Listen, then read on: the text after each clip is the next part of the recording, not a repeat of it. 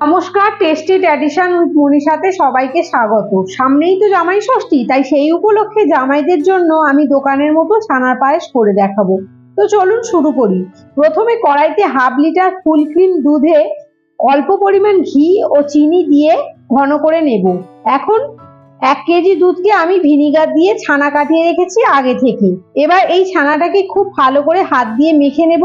তারপর পরিমাণ মতো গুঁড়ো চিনি মিশিয়ে ছানাটা আবারও মেখে নিয়ে ছোট ছোট বলের আকারে গড়ে নেব।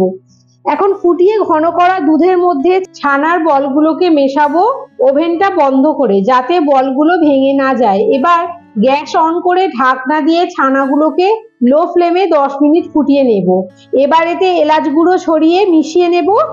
এখন নামিয়ে উপর থেকে অল্প এলাচ গুঁড়ো ও গোলাপের পাপড়ি দিয়ে সাজিয়ে নিলেই রেডি দোকানের মতো ছানার পায়েস। আপনারা এটা বাড়িতে অবশ্যই ট্রাই করবেন।